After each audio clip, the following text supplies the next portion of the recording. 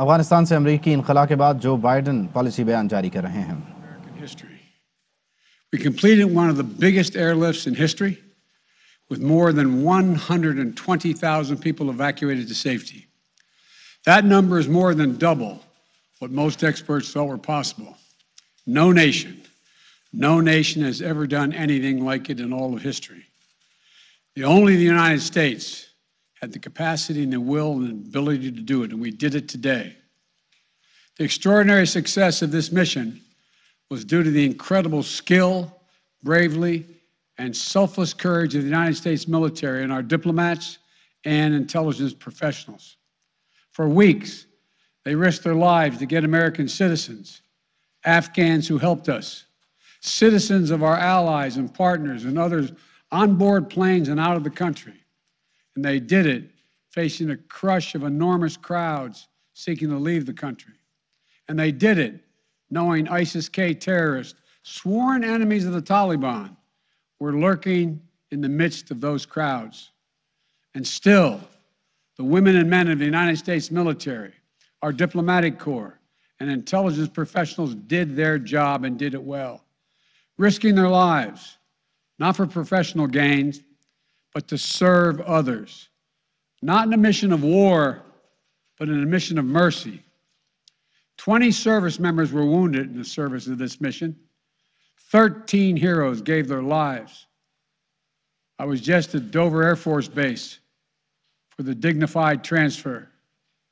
We owe them and their families a debt of gratitude we can never repay, but we should never, ever, ever forget. In April, I made a decision to end this war. As part of that decision, we set the date of August 31st for American troops to withdraw. The assumption was that more than 300,000 Afghan national security forces that we had trained over the past 2 decades and equipped would be a strong adversary in their civil wars with the Taliban. That assumption that the Afghan government would be able to hold on for a period of time beyond military drawdown turned out not to be accurate.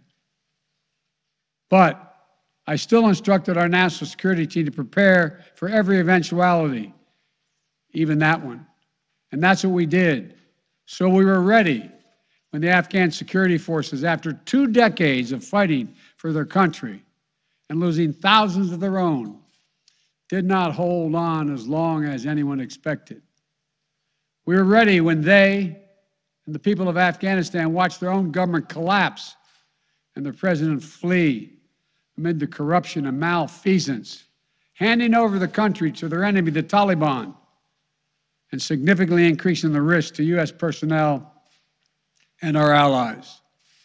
As a result, to safely extract American citizens before August 31st, as well as embassy personnel, allies and partners, and those Afghans who had worked with us and fought alongside of us for 20 years, I had authorized 6,000 troops, American troops, to Kabul to help secure the airport. As General McKenzie said, this is the way the mission was designed. It was designed to operate under severe stress and attack, and that's what it did. Since March, we reached out 19 times to Americans in Afghanistan with multiple warnings and offers to help them leave Afghanistan, all the way back as far as March. After we started the evacuation 17 days ago, we did initial outreach and analysis and identified around 5,000 Americans who had decided earlier to stay in Afghanistan, but now wanted to leave. Our Operation Allied Rescue ended up getting more than 5,500 Americans out. We got out thousands of citizens and diplomats from those countries that went into Afghanistan with us to get bin Laden. We got out locally employed staff of the United States Embassy and their families, totaling roughly 2,500 people. We got thousands of Afghan translators and interpreters and others who supported the United States out as well. Now we believe that about 100 to 200 Americans remain in Afghanistan with some intention to leave.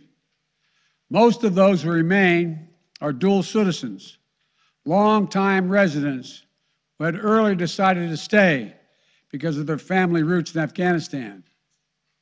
The bottom line, 90% of Americans in Afghanistan who wanted to leave were able to leave. And for those remaining Americans, there is no deadline. We remain committed to get them out if they want to come out.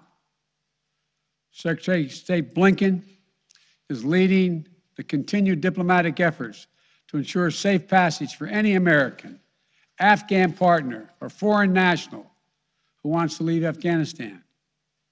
In fact, just yesterday, the United Nations Security Council passed a resolution that sent a clear message about what the international community expects the Taliban to deliver on moving forward, notably freedom of travel, freedom to leave. And together, we are joined by over 100 countries that are determined to make sure the Taliban upholds those commitments. It will include ongoing efforts in Afghanistan to reopen the airport, as well as overland routes, allowing for continued departure to those who want to leave and deliver humanitarian assistance to the people of Afghanistan.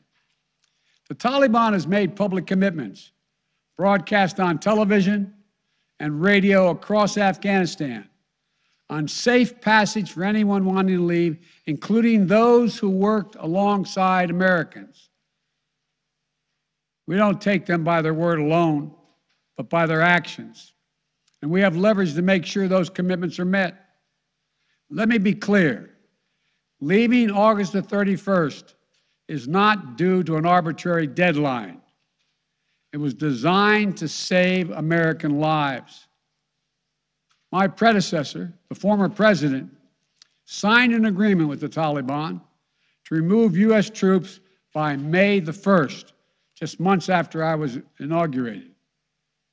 It included no requirement that the Taliban work out a cooperative government arrangement with the Afghan government, but it did authorize the release of 5,000 prisoners last year, including some of the Taliban's top war commanders, among those who just took control of Afghanistan. And by the time I came to office, the Taliban was in its strongest military position since 2001, controlling or contesting nearly half of the country. The previous administration's agreement said that if we stuck to the May 1st deadline that they had signed on to leave by, the Taliban wouldn't attack any American forces. But if we stayed, all bets were off. So we were left with a simple decision. Either follow through on the commitment made by the last administration and leave Afghanistan, or say we weren't leaving and commit another tens of thousands more troops going back to war. That was the choice, the real choice, between leaving or escalating. I was not going to extend this forever war, and I was not extending a forever exit. The decision to end the military airlift operations at Kabul airport was based on the unanimous recommendation of my civilian and military advisors, the Secretary of State, the Secretary of Defense, the Chairman of the Joint Chiefs of Staff, and all the service chiefs, and the commanders in the field.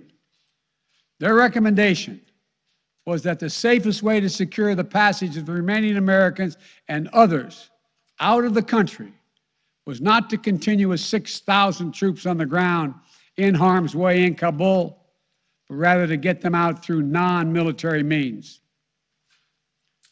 In the 17 days that we operated in Kabul, after the Taliban seized power, we engaged in an around-the-clock effort to provide every American the opportunity to leave. Our State Department was working 24/7, contacting and talking, and in some cases walking Americans into the airport. Again, more than 5,500 Americans were airlifted out.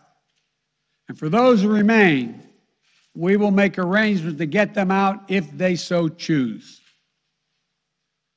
As for the Afghans, we and our partners have airlifted 100,000 of them. No country in history has done more to airlift out the residents of another country than we have done. We will continue to work to help more people leave the country who are at risk. We're far from done. For now, I urge all Americans to join me in grateful prayer for our troops and diplomats and intelligence officers who carried out this mission of mercy in Kabul and at tremendous risk with such unparalleled results.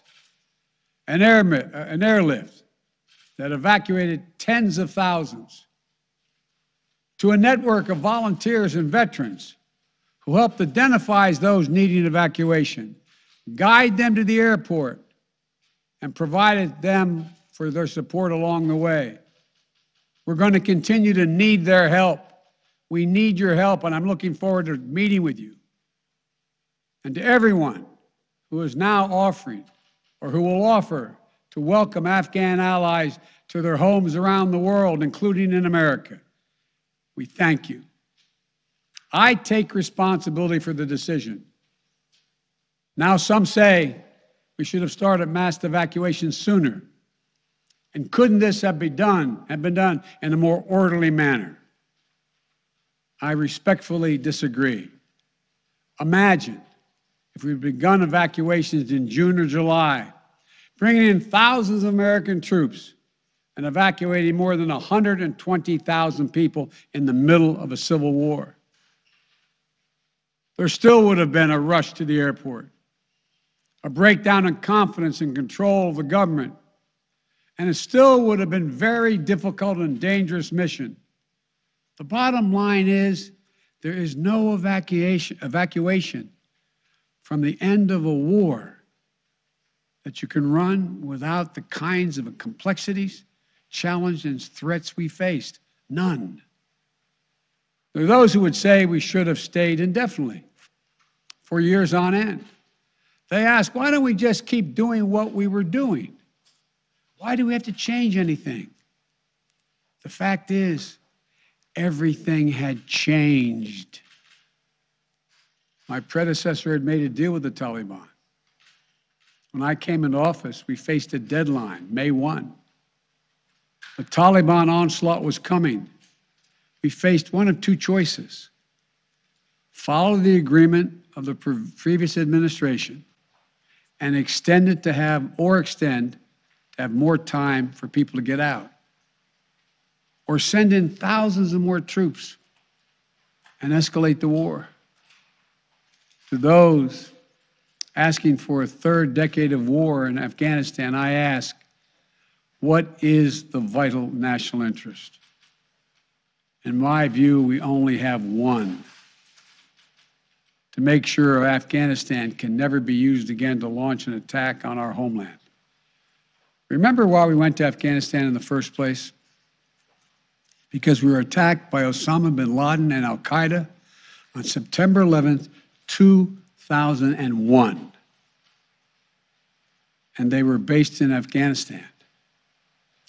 We delivered justice to bin Laden on May 2nd, 2011, over a decade ago. Al-Qaeda was decimated. I respectfully suggest you ask yourself this question. If we'd been attacked on September 11, 2001, from Yemen instead of Afghanistan, would we have ever gone to war in Afghanistan? Even though the Taliban controlled Afghanistan in the year 2001? I believe the honest answer is no. That's because we had no vital interest in Afghanistan other than to prevent an attack on America's homeland and our friends. And that's true today. We succeeded in what we set out to do in Afghanistan over a decade ago. Then we stayed for another decade. It was time to end this war. This is a new world. The terror threat has metastasized across the world, well beyond Afghanistan. We face threats from al-Shabaab in Somalia, al-Qaeda affiliates in Syria and the Arabian Peninsula, and ISIS attempting to create a caliphate in Syria and Iraq and establishing affiliates across Africa and Asia. The fundamental obligation of a president, in my opinion, is to defend and protect America. Not against threats of 2001, but against the threats of 2021 and tomorrow. That is the guiding principle behind my decisions about Afghanistan. I simply do not believe that the safety and security of America is enhanced by continuing to deploy thousands of American troops and spending billions of dollars a year in Afghanistan. But I also know that the threat from terrorism continues in its pernicious and evil nature. But it's changed, expanded to other countries. Our strategy has to change too. We will maintain the fight against terrorism in Afghanistan and other countries. We just don't need to fight a ground war to do it. We have what's called over-the-horizon capabilities, which means we can strike terrorists and targets without American boots on the ground, or very few if needed. We've shown that capacity just in the last week. We struck ISIS-K remotely, days after they murdered 13 of our service members and dozens of innocent Afghans. And to ISIS-K, we are not done with you yet. As Commander-in-Chief, I firmly believe the best path to guard our safety and our security lies in a tough, unforgiving, targeted, precise strategy that goes after terror where it is today, not where it was 2 decades ago. That's what's in our national interest. And here's a critical thing to understand. The world is changing. We're engaged in a serious competition with China. We're dealing with the challenges on multiple fronts with Russia. We're confronted with cyber attacks and nuclear proliferation. We have to shore up America's competitiveness to meet these new challenges in the competition for the 21st century. And we can do both. Fight terrorism and take on new threats that are here now and will continue to be here in the future. And there's nothing China or Russia would rather have, would want more in this competition in the United States to be bogged down another decade in Afghanistan. As we turn the page on the foreign policy that has guided our nation the last 2 decades, we've got to learn from our mistakes. To me, there are 2 that are paramount. First, we must set missions with clear, achievable goals, not ones we'll never reach. And second, we must stay clearly focused on the fundamental national security interest of the United States of America. This decision about Afghanistan is not just about Afghanistan. It's about ending an era of major military operations to remake other countries.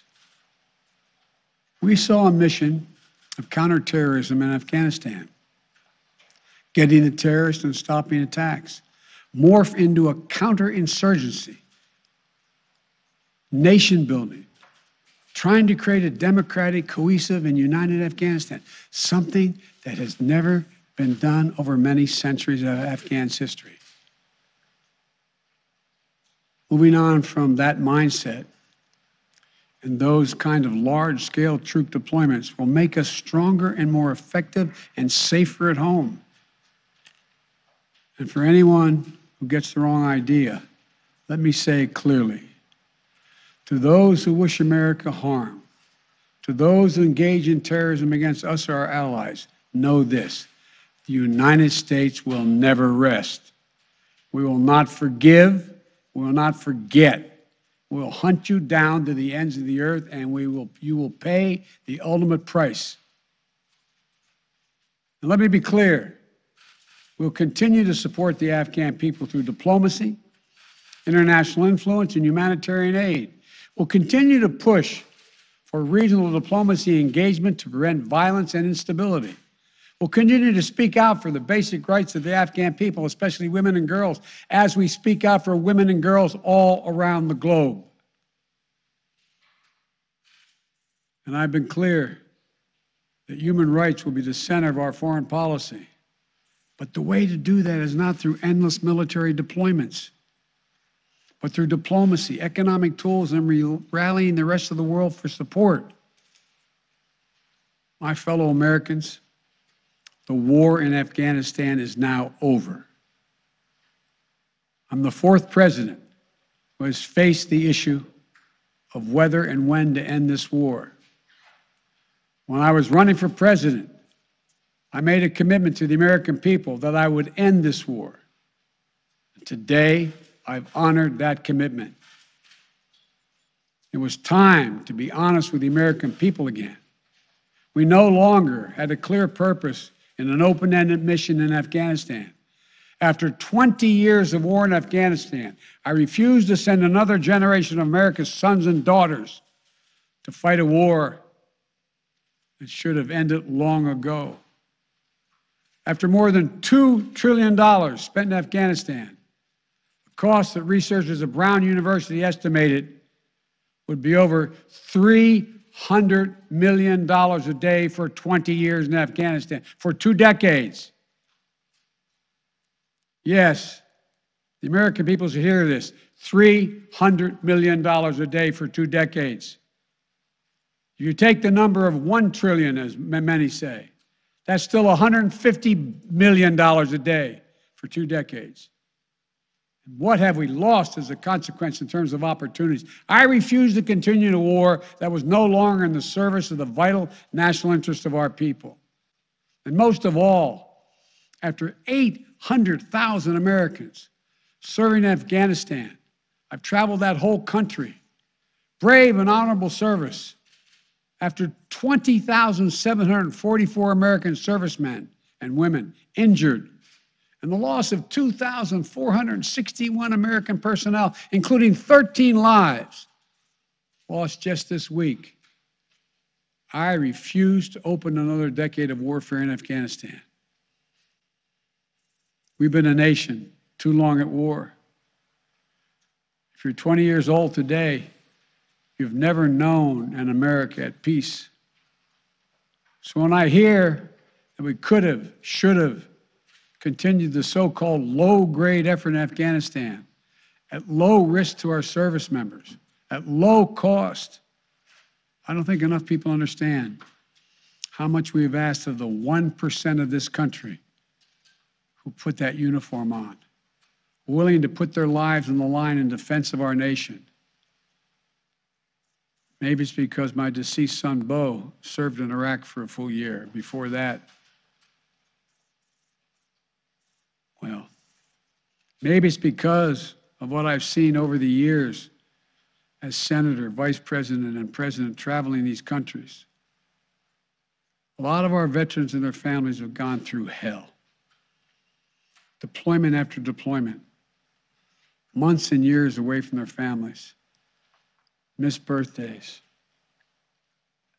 anniversaries, empty chairs at holidays, financial struggles, divorces, loss of limbs, traumatic brain injury, post-traumatic stress.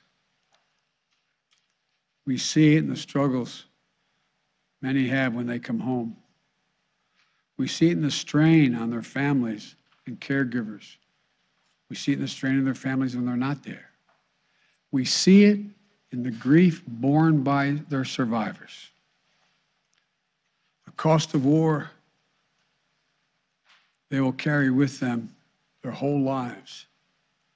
Most tragically, we see in the shocking and stunning statistic that should give pause to anyone who thinks war can ever be low grade, low risk, or low cost. 18 veterans, on average, who die by suicide every single day in America. Not in a far-off place, but right here in America. There's nothing low grade or low risk or low cost about any war. It's time to end the war in Afghanistan. As we close 20 years of war and strife and pain and sacrifice, it's time to look at the future, not the past, to a future that's safer, to a future that's more secure, to a future that honors those who served and all those who gave what President Lincoln called their last full measure of devotion.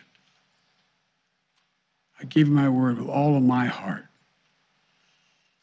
I believe this is the right decision, a wise decision, and the best decision for America.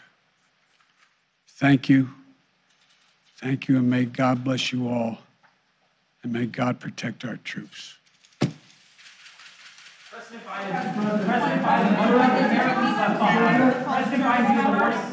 ایک تاریخی خطاب کا اختتام ہوا ہے. امریکہ کے صدر Joe Biden امریکہ کی تاریخ کی طویل ترین جنگ، 20 سالہ تسلط، 2 دہائیوں پر محیط یہ قبضہ، جس کا آج یعنی کہ 1 اگست کو امریکہ نے اختتام کیا، اور سب منتظر تھے کہ دیکھیں کہ امریکہ کو اس موقع پر کیا کہنا ہے. وہ کہہ دیا ہے جو بائیڈن نے، یعنی کہ یہ آفیشیل ورڈ ہے یونائٹڈ اسٹیٹس آف امریکہ کی طرف سے کہ انہوں نے افغانستان سے انخلا کیوں نہیں کیا. بہت ساری باتیں کی ہیں جس پر ہم ذرا تجزیہ کریں گے. ہمارے ساتھ متعلقہ مہمان موجود ہوں گے. جو بائیڈن امریکہ کے صدر یہ کہتے ہیں کہ ہم نے امریکی عوام کو بچانا ہے 2001 کی تھریٹ سے نہیں. وہ 2001 کی تھریٹ جس کی وجہ سے افغانستان گئے تھے، اب ہمیں 2021 کی جو تھریٹس ہیں اس سے بچانا ہے امریکی عوام کو. 2021 کی تھریٹس مختلف ہیں. اب افغانستان میں رہنے کا کوئی جواز نہیں بنتا. اب ہمیں رشیا جیسی ایک چیلنج کا سامنا ہے، اب ہمیں چائنا جیسے ایک چیلنج کا سامنا ہے. Joe Biden went to the extent of saying کہ رشیا اور چائنا جیسے جو ہمارے کمپیٹیٹرز ہیں، خاص طور پر انہوں نے چائنا کا تذکرہ کیا، وہ ان کے لیے اس سے بہتر اور کیا ہوگا اگر ہم افغانستان جیسے مسئلے میں الجھے رہیں. وہ مسئلہ کہ جس پر ہمارا ایک محتاط اندازے کے مطابق بھی $150 ملین فی یوم خرچ ہوا، پر ڈے $150 ملین خرچ ہوا محتاط اندازے کے مطابق. اور اگر اس کا ایک دوسرا جائزہ لیا جائے تو یہ زیادہ سے زیادہ $300 ملین پر ڈے تک کا بھی یہ خرچہ ہے. انہوں نے اس انخلا کا ایک ملبہ اپنے سابق پیشرو پہ بھی ڈالا، ڈونلڈ ٹرمپ پہ ڈالا، اور انہوں نے کہا کہ جس معاہدے کے تحت انہوں نے ایگزٹ کیا ہے وہ معاہدہ ڈونلڈ ٹرمپ کے دور میں ہو گیا تھا، تو ان کے پاس پریکٹیکلی سپیکنگ 2 ہی چوائسز رہ گئی تھی. کوئی تیسرا آپشن ان کے پاس نہیں تھا. جو بائیڈن کے مطابق ایک آپشن تو یہ تھا کہ وہ اپنے فورسز کو نکالتے، جو کہ انہوں نے نکالا، اور دوسرا آپشن یہ تھا کہ اس جنگ کو بڑھاتے. اور وہ کہتے ہیں میں اپنی عوام کی ایک اور نسل کو اس جنگ میں جھونکنا نہیں چاہتا تھا، جس کے نتیجے میں مزید فوجی مارے جاتے ہیں، مزید ڈالرز جاتے ہیں، اور ہم دیگر تھریٹس میں الجھے رہتے ہیں. ایک ایسے موقع پہ جب کہ ہمیں کچھ اور تھریٹس کا سامنا